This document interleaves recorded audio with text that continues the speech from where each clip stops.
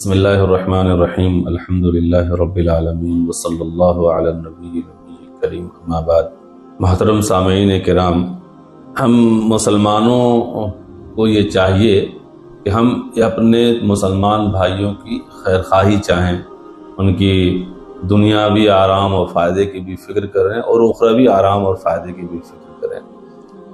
ایک صحابی ہیں حضرت جریر بن عبداللہ بجلی، بہت مشہور صحابی ہیں، اور ان کا ایک واقعہ ہے کہ ایک مرتبہ انہوں نے جو ہے اپنے خادم سے کہا کہ جاؤ بازار اور گھوڑا خرید کے لاؤ۔ اچھا، ایک بات کا خیال رکھنا کہ گھوڑا تو لے آنا لیکن قیمت تم مت طے کرنا، قیمت ہم اور جو گھوڑا بیچنے والا ہوگا وہ ہم آپس میں طے کریں گے۔ خیر، وہ خادم گئے اور وہ گھوڑا، ایک اچھا گھوڑا خرید کے لائے، قیمت معلوم کیا، لیکن گھوڑا دیکھ کر کے ان کو یہ اندازہ لگا کہ قیمت کم بتا رہا ہے، گھوڑا اور اس سے زیادہ مہنگا ہو سکتا ہے۔ تو انہوں نے گھوڑے کے مالک سے یہ کہا کہ بھائی یہ گھوڑا تم 200 مان لیجئے، 200 روپے کا بیچ رہے ہو، تو یہ گھوڑا تو 600-700 روپے کا لگ رہا ہے، کیونکہ ان کو یہ محسوس ہوا کہ اگر گھوڑے کی پوری قیمت ادا نہ کی جائے تو یہ اس گھوڑے والے کے ساتھ زیادتی ہوگی، لہذا سودا ہوا اور زیادہ پیسہ دے کر کے انہوں نے گھوڑا خریدا۔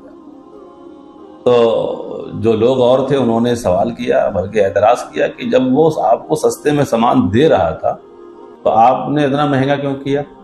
تو انہوں نے کہا کہ میں نے اللہ کے رسول صلی اللہ علیہ وسلم سے اس بات پر بیعت کی تھی کہ میں ہر مسلمان کے لیے خیر خواہ ہوں گا۔ بخاری کی حدیث ہے۔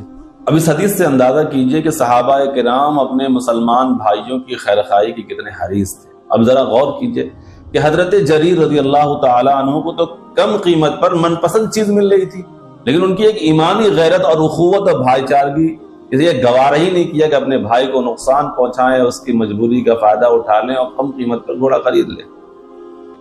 اور جب کسی نے کہا تو انہوں نے جواب دیا کہ اللہ کے رسول صلی اللہ تعالی علیہ وسلم سے میں نے اسی بات پر بیعت کی تھی کہ میں اب کسی مسلمان کے ساتھ ناانصافی نہیں کروں گا، اس کے ساتھ خیر خواہی کروں گا، اس کے ساتھ خلوص سے پیش آؤں گا۔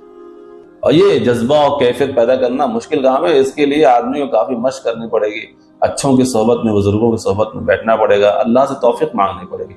یہ اس معاشرے کی تصویر ہے جو اللہ کے رسول صلی اللہ علیہ وسلم نے بنایا۔ آج ہمارا معاشرہ آپ دیکھ لیجیے بالکل مختلف ہے، حالانکہ ہم مسلمانوں کا دعویٰ یہ کہ ہم اللہ کے رسول صلی اللہ علیہ وسلم کے پیروکار ہیں، صحابہ کرام کے نقش قدم پر چلنے والے ہیں۔ کیا ہمارے لیے یہ سوچنے والی بات نہیں کہ آخر ہمارے اندر اس طرح کی خیر خواہی کا جذبہ کیوں ختم ہوتا جا رہا ہے؟ کیوں ہم نے دھوکہ دہی اور غلط بیانی کو اپنے معاملات کا حصہ بنا لیا؟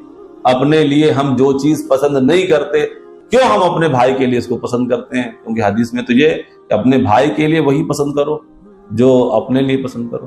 اس لیے یہ ضروری ہے کہ ہم اپنے آپ کا جائزہ لیں اور اپنے تمام مسلمان بھائی بہنوں کے لیے وہی چیز پسند کریں جو ہم اپنے لیے پسند کرتے ہیں۔ اللہ پاک ہمیں اچھی صفات والا اور اچھے عمل والا انسان بنائے۔ السلام علیکم ورحمۃ اللہ وبرکاتہ۔